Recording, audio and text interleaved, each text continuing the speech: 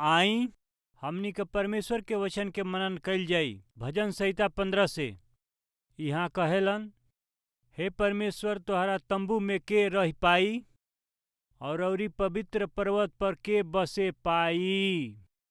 उ जे खराई से चलेला और धर्म के काम भी करेला और हृदय से सच बोलेला और अपना जीभ से निंदा ना करेला। न वो अपना मित्र के बुराई ही करेलन और न अपना पड़ोसी के निंदा सुनेलन और न अपना पड़ोसी के निंदा के सुनेलन। वो जेकरा दृष्टि में निकम्मा मनुष्य तुच्छ बाणे। फिर आगे कहेला कि जे यहोवा के डरवैयन के आदर करेलन, जे शपथ खा के ना बदलेला चाहे उनके हानि उठावे के पड़े, जे अपन रुपया ब्याज पर ना देलन और निर्दोष के हानि करे खातिर के ऊ घूस ना लेलन। जे केहू ऐसन चाल चलेला ऊ कभी ना डगमगाई। स्वर्ग में जाए वाला लोग ए धरती पर उनकरा में कौन लक्षण दिखाई देला? मतलब देखी जा, सकरा मार्ग भी बाटे, चौड़ा मार्ग भी बाटे। ये धरती पर रहे वाला जौन प्रजा बाटे ओमा दूगो झुंड बाटे। एगो तो सकरा मार्ग से चले वाला झुंड, तो दूसरा बाटे चौड़ा मार्ग से चले वाला झुंड।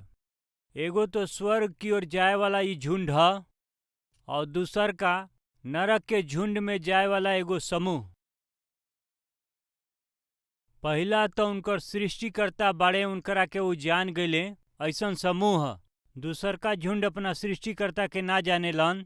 ई तो गड़बड़ी में आके ऐसन आगे बढ़े वाला समूह है। एगो तो उद्धार पावल समूह बाटे और दूसर का दंड खातिर निश्चित समूह बा।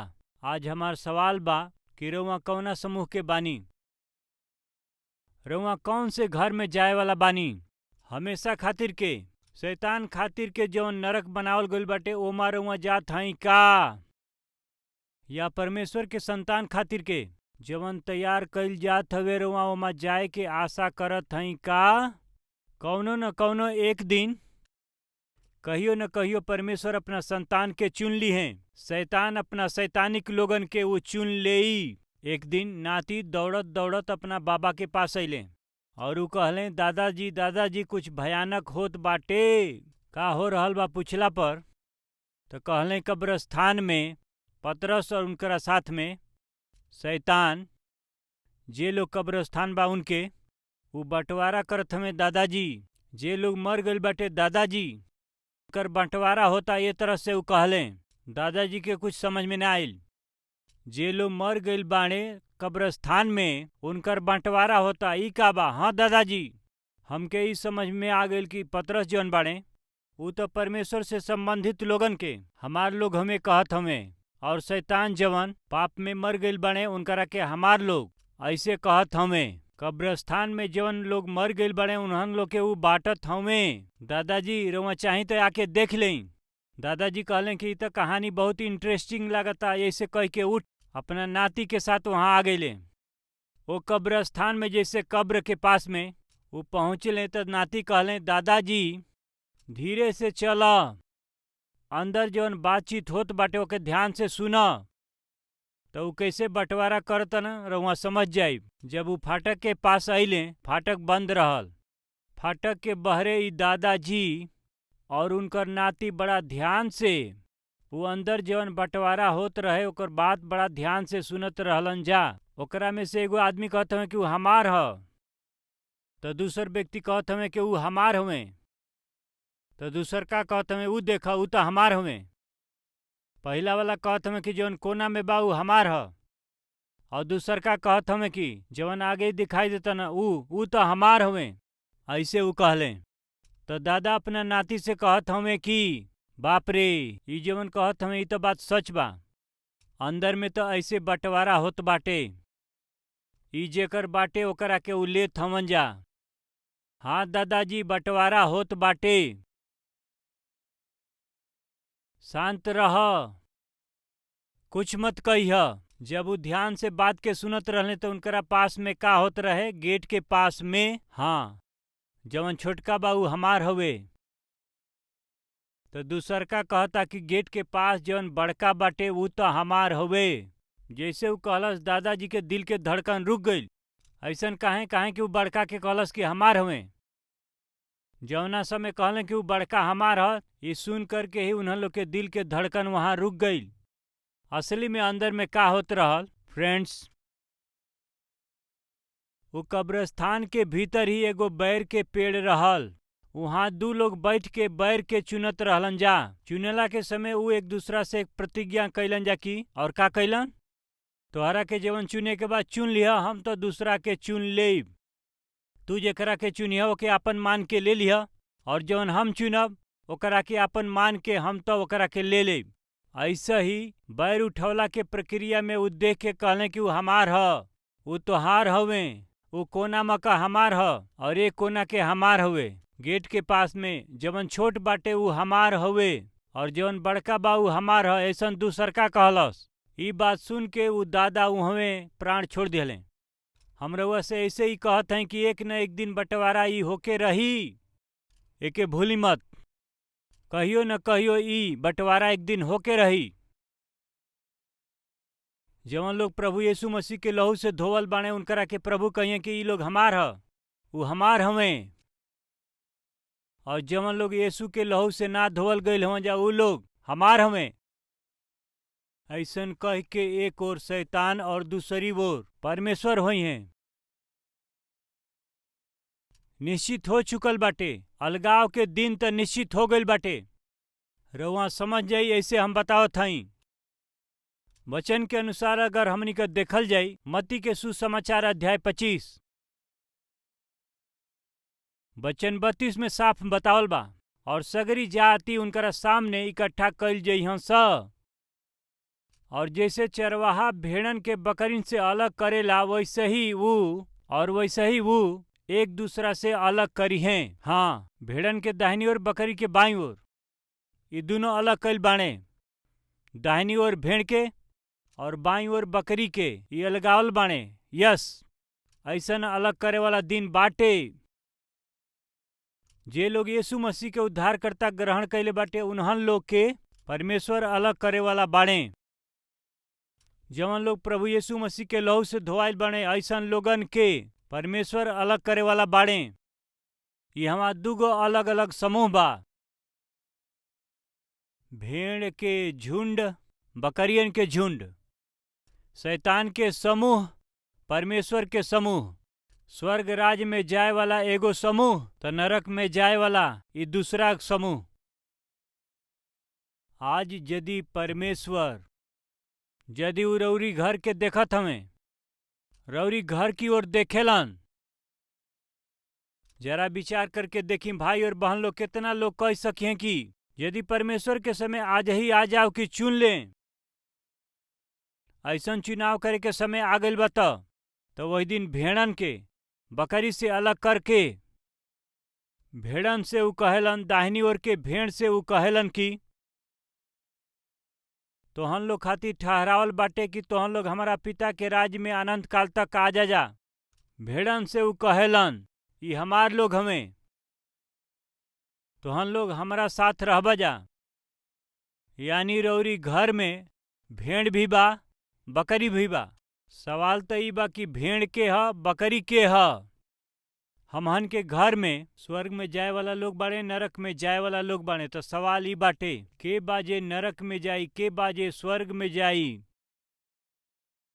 पतरस कहलन ई आत्मा हमार हवे, तो शैतान कहला ना ना ना, ई आत्मा हमार ह।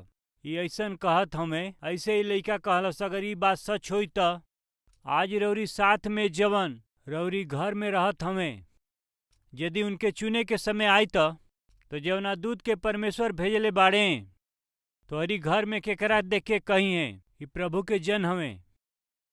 परमेश्वर के चुने के समय आई तो कही है हमार ह, ई हमार हई।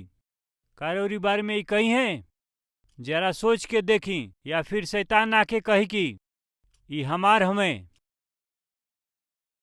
20 साल से तो बस ई शराबी हमें, 20 साल से यहाँ वहाँ भटकत अड़े, कितना साल से ई बेविचार करत हई, कितना साल से मनमर्जी से ई घूमत हई, कितना साल से जिम्मेदारी के भूल के ई जियत हमें। ई हमार हमें, ई हमार हई। ऐसन सब देख के शैतान रउरी बारे में ई कह सकेला, सावधान, और सगरी बकरी बाई ओर के सगरी बकरी जरावे खातिर के ई अलग कइल गइल बाड़ी। बाकी दाहिनी ओर के जितना भेड़ बाड़ी स उ परमेश्वर के साथ रहे खातिर चुनल गइल बाड़े। देखी जा अपना बारे में, यदि आज चुने के समय आ जाई तो कौना समूह में रहब। एक बार दिल पर अपना हाथ रख के खुद के जांच ल तो बहुत अच्छा होखी। जांचब तो बहुत अच्छा होखी। प्रभु के दास दाऊद ई बात कहले, हे परमेश्वर हमरा प्रति तू ई जांच ल कि हमरा में कोनो बुराई पावल जाले। हमरा भीतर तोहके पसंद नइखे ऐसन कोनो बुरा चाल बा का? ऐसन कुछ बाटे त हमरा के रउआ जांच लें, हमरा के परख लें। आज निश्चय हमनी के ई प्रार्थना करे के चाही, हे प्रभु जी आज रउरी राज में आवे खातिर, तोहरा राज में पहुंचे खातिर कोनो रुकावट बाटे त ऐसन कुछ हमरा में गलती और अपवित्रता होखे त हमके जांच लें, हमरा के परख लें। हडसन टेलर और हडसन टेलर के पत्नी दोनों जना मिल के चीन के देश में बड़ा सेवा कैले। हडसन टेलर जब परमेश्वर के सेवा करत रहले, हडसन टेलर के औरत काम कैला के जरिए अपना परमेश्वर के प्रेम के ऊ हमेशा दिखावत रहली। जब वचन प्रचार करे खातिर पति के बुलावल गईल, उनकर पति तो परमेश्वर के सेवा करते रहले। मसीह के प्रेम के प्रकट करे के प्रतिक्रिया में उनकरा पास जवन कुछ भी रहल, जवन वरदान मिलल, उनके उपयोग करके जाके परमेश्वर के सेवा कैले। मसीह के जवन सेवा कैले ई कितना अद्भुत बात रहे। पुरुष के करे वाला सेवा पुरुष के करे के चाही, स्त्री के करे वाला सेवा स्त्री के ही करे के चाही। तो ये जमाना में वचन के अनुसार सेवकाई दिन प्रतिदिन बस घटत चल जात हवे। एकर कारण मालूम बाटे, यदि वचन के पढ़ के ग्रहण करके और वचन के समझ करके चले वाला लोग बस प्रतिदिन ऊ तो घटत जात हमें। एक दूसरा के देख के, एक दूसरा के तुलना करके, एक दूसरे के मुकाबला करके ऊ लोग सेवकाई में आवत हों, बाकी वचन के ना। पवित्र आत्मा से, पवित्र आत्मा के प्रेरणा के जरिए वो वचन के देख के, वो वचन के पढ़ के ही वचन के मुताबिक सेवा करे वाला लोग घटत जात हमें। वही दिन ऊ देख के प्रभु से कहिए कि क्या प्रभु, हम तोहरी नाम से अद्भुत काम और बड़ा काम नहीं कैले, तोहरा नाम से बड़ काम नहीं जे कैले, तोहरा नाम से दुष्ट आत्मा नहीं जे निकलले, बड़ा काम नहीं जे कैले, बड़ा काम नहीं जे कैले, ऐसन कह के बहुत से लोग वहां बोली हैं। ये सब सुन के परमेश्वर यह कहिए कि हे कुकर्म करे वाला लोग, तो हम लोग के हवा जा हमके नेखे पता, चल जा। कुकर्म के अर्थ रउआ जानत हैं, जीवन सही कर्म ना होखेला। दुष्ट आत्मा के निकल लीन जा, अचरज के काम कर लीन जा, अद्भुत काम कर लीन जा, ये सब कुछ ऊ लोग कहत रहलन जा। हमके हैं रउआ के नेखे मालूम का कहत हैं प्रभु जी, प्रभु तोहरे नाम से तो हमनी के सब कुछ कैली जा। जी हाँ, परमेश्वर के नाम में ही जब प्रभु के नाम ले लीन जा तो उनकरा सेवा के नीचे ही बहुत कुछ कर सकेली जा, उनकरा वचन के विरोध में जाके। और यही से परमेश्वर कहले, हे कुकर्म करे वाला, का समझत हैं? देखी जवन सकरा मार्ग बा, ई तो प्रभु के सकरा मार्ग बाटे। जवन प्रभु के दास परमेश्वर के सेवा करत हमें तो ऊ तो सकरा मार्ग में चलत हमें परमेश्वर के। जवन ऐसन सेवा जवन परमेश्वर के विरोध में होला, ऊ तो परमेश्वर के विरोध में कुकर्म बा। और ये बात हम रउआ के बतावल चाहतन, एकरा के देख मत्ती के सुसमाचार अध्याय 7 में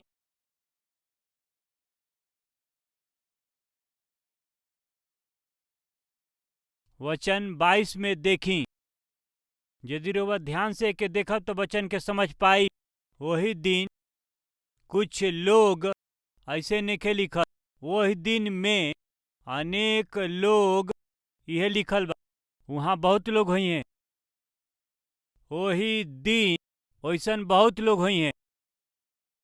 आज ऐसन बहुत से लोग बाड़े जे वचन के ग्रहण ना करके, वचन के मुताबिक सेवा ना करके, जवन उ सेवा करत हमें वचन के अनुसार बा ऐसन कह के गलत करत हमें और भरम में बाड़े। तो बाइबिल में का लिखल बा, वही दिन बहुत से लोग हमरा के देख करके प्रभु जी उनके देख के कहियन जा प्रभु जी। एकर मतलब उनके मालूम बा के प्रभु ह। प्रार्थना कईल भी उनके पता बा, वचन कहा इनके पता बा, प्रचार कईल लोगन के बतावल, ई सब कुछ पता बाटे, ई सब उनके पता बाटे। बहुत से लोग होइए जे वो दिन कहिए हे प्रभु जी, हमरा नाम से ही तू अद्भुत काम ना कैला। हाँ जी, काम कैले, भविष्यवाणी करत हमें, भविष्यवाणी करी हैं, ऐसे अनेक बाड़े। तोहरा नाम से हमनी के शैतान के ना निकल ली जा। हाँ, वो निकालत हमें और निकलिए भी आवे वाला दीनन में दुष्ट आत्मा के। केकरा नाम से? तोहरा नाम से। बहुत से लोग भविष्यवाणी करिहन जा, बहुत से लोग यीशु के ही नाम से वो दुष्ट आत्मा के भगइहन जा। यस, यीशु के ही नाम से वो महान अद्भुत काम, महान काम करते जई हैं, वो होई हैं, वो करी हैं, फिर भी जई हैं। बाइबल में ये सब कुछ लिखल गईल बा कि वही दिन बहुत से लोग यीशु कहियन जा प्रभु जी, तोहरा नाम से हम भविष्यवाणी कैली ना, तोहरा नाम से हम दुष्ट आत्मा ना निकलनी का, तोहरा नाम से का हम अद्भुत काम के नहीं कैले। हाँ, वो कैले बने।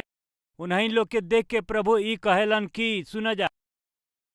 तब प्रभु उनसे कहियन कि हम तोहरा के कबहू ना जनली। हे सब कुकर्म करे वाला, हे सब लोग कुकर्म करे वाला, मतलब जानत है का सही तरीका से जवन काम करे के बा ओकरा के ना करके ई कहा ब्रदर प्रचार कैल सही काम ना हुए, आश्चर्य कर्म कैली अद्भुत बात ना हो, शैतान के भागा वाली अच्छा काम ना हो। यस, ये अच्छा काम हो, जेकरा के सौंपल बाटे वही के करे के चाही। जेकरा केहू के परमेश्वर जवन सेवा देले बाणे ओकरा के उहे सेवा करे के चाही। जेके जवन बुलाहट मिलल बाटे, जेकरा के जवन आत्मिक अभिषेक मिलल बाटे, ओकरा अनुसार वो काम के वो पूरा कर।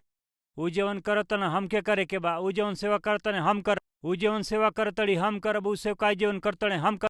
ऐसे कह के एक दूसरा के देख के रउआ करब त कुछ ना कर पाई। शेर के देख के रउआ खुद शेर ना बन सकीला। रउआ में कोनो बदलाव ना आई।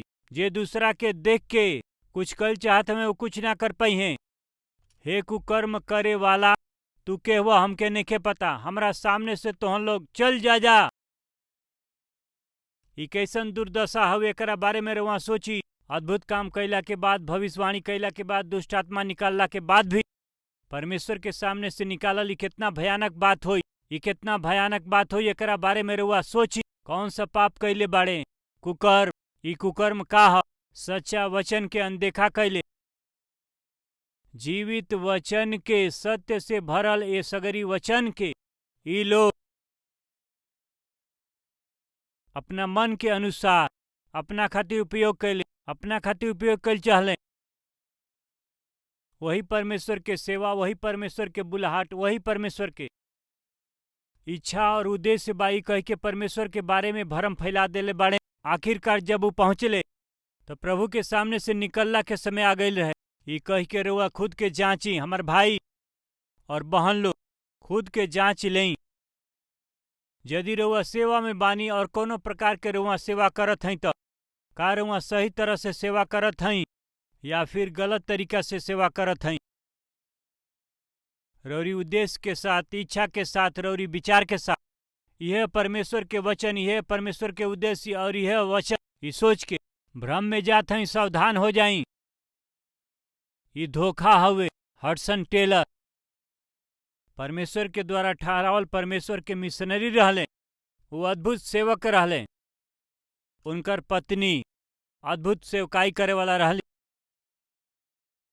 एक तरफ हडसन टेलर परमेश्वर के दिहल काम और सेवकाई के सुसमाचार प्रचार करके वो आगे बढ़त रहलन जा, तो दूसरी ओर उनकरा पत्नी के जौन परमेश्वर सेवकाई देले रहले, दुनिया में वो प्रभु के प्यार के दिखावत, बीमारी में जौन लोग तड़पत रहले उन्हें लोग के सेवा करत और घर में आकर के जिम्मेदार पति और पत्नी के रूप में वो दोनों मिलके सेवा करत रहले।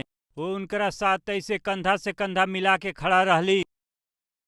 यदि रउआ के कब मौका मिले तो हडसन टेलर के जीवनी और उनकर वीडियो जरूर देखी। कहीं भी रउआ के मिले तो जरूर ओके देखे के प्रयास करी। हडसन टेलर और उनकर पत्नी कितना बड़ सेवकाई कैले बने। कौन से सेवा? वचन के अनुसार के सेवकाई। पति से वो कंधा मिला के खड़ा रहली। वो अपना पति खातिर आशीषदायक बन के अपना पति खातिर रहली। बहुत अच्छा गृहिणी रह के वो उत्तम वो परमेश्वर के अच्छा सेवकाई कैली। रउआ एके देख सकीला। हडसन टेलर जीवन के कहानी जरूर देखी। इस सब बतौला के कारण रउआ के मालूम बा, एक बार यदि हमनी के अपना आप के जांच लेवे के, परख लेवे के का हुए परमेश्वर हमनी के बीचा में कोनो दरार बाटे। बस इहे बाटे जेकरा बारे में दाऊद कहेला भजन संहिता 139 आखिरी के 2 वचन में, हे परमेश्वर, वचन 23 और 24 में देखी, हमरा के जांच के हमरा हृदय के रउआ जान लेई। हमरा के परख के रउआ हमरा चिंता के जान लेई और देखी कि हमरा में कोनो बुरा चाल बाका या ना, और अनंत के मार्ग में हमार अगुवाई करी। का हमरा में कोनो बुरा चाल बा? अगर ई तोहरा और हमारा बीच में होई तो एके जान ले पिता, एकरा के जांच ले पिता। जानत हई दाऊद का चाहत रहले कि परमेश्वर उनकरा बीच में कोनो चीज ना आ सके। हमार प्यारा भाई और बहन लोग, हम पूछल चाहत हई, का तोहरा और परमेश्वर के बीच में कुछ बाटे? कौनो अपवित्रता बाटे का? कौनो गलती बाटे का? कौनो बुरा आदत बाटे का? यदि कुछ बाटे तो ओके जल्दी से निकाल दें तो अच्छा होई। ऐसन काहे कि रउआ स्वर्ग में जाए वाला लोगन के झुंड में रहे वाला लोग हैं। सकरा मार्ग से बढ़ के हमनी का जाए वाला लोग हैं। या हमनी का तो अनंत काल खातिर चुनल ऐसन याजक लोग के समाज और चुनल वंश हैं। जा यही से परमेश्वर और बीच में कोनो रुकावट ना रह सकेला। हडसन टेलर तो अपना पत्नी से बहुत प्रेम कैले। हडसन टेलर के पत्नी अपना पति से बहुत प्यार कैली। उत्तम पति और पत्नी के ई लोग सबूत रहलन जा। हडसन टेलर के पत्नी एक दिन ऐसा आयल कि हडसन टेलर के पत्नी वो बहुत ही बीमार पड़, बिस्तर पर पड़ गईली। जवन प्रार्थना कर सकले वो कैले, जवन इलाज चाहे वो कैले। आखिरकारी पता चलल कि ई तो बचे वाला नहीं खी। ऐसा समय में हडसन टेलर जे अपना पत्नी से इतना प्रेम कैले, वो आकर के पत्नी के हाथ अपना हाथ में लेके, हम तो से एगो सवाल कल चाहत हई। हाँ पूछी।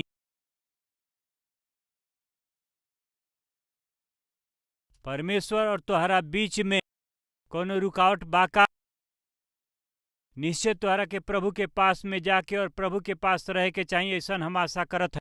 ई कह के तोहरा और परमेश्वर के बीच में कोनो रुकावट बात ओके तू सही कर लेबू तो ये अच्छा हो। ई कही करके कि उनकरा पत्नी के नीचे स्वर्ग में जाए के चाहिए। यही से यदि कोनो गलती या कोनो पाप होखे तो उनकरा मन या उनका दिल में होई तो ओके विचार करके ही मरे वाली वो पत्नी के पास आके कहेलन कि कौनो रुकावट बाटे का?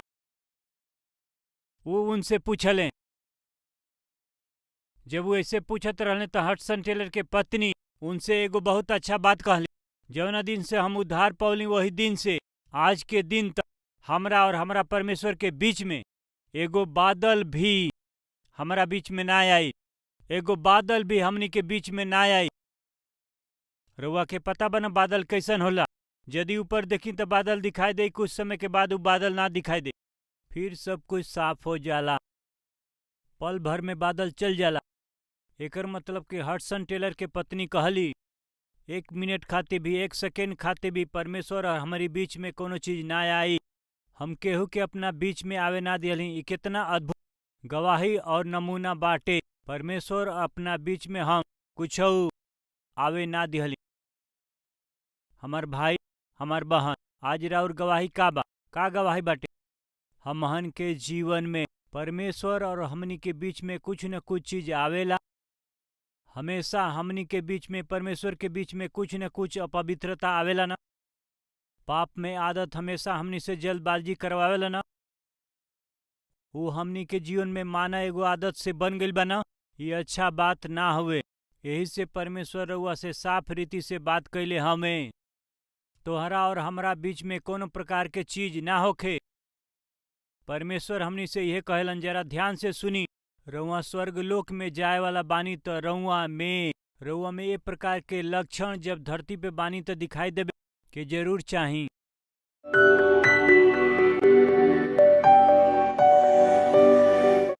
महापवित्र परमेश्वर पिता, बहुत ही साफ वचन से रउआ हमनी से बात कैली हाँ। स्वर्ग में जाए वाला लोगन में कौन लक्षण दिखाई देवे के चाहिए रउआ बतौली हाँ। हे पिताजी, एक तरफ हमनी के स्थिति का बा, का हम स्वर्ग में जाए वाला समूह में बानी या नरक में जाए वाला झुंड में हम बानी?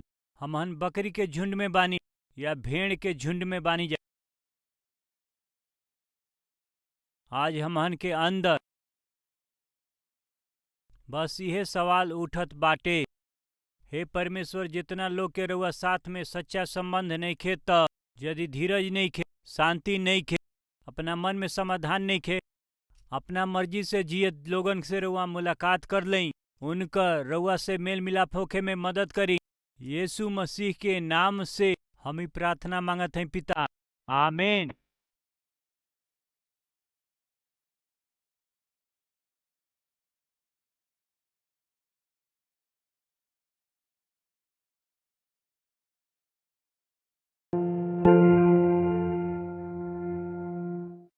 हमार पता बा Calvary post box number 30, Kukatpally, Hyderabad 72।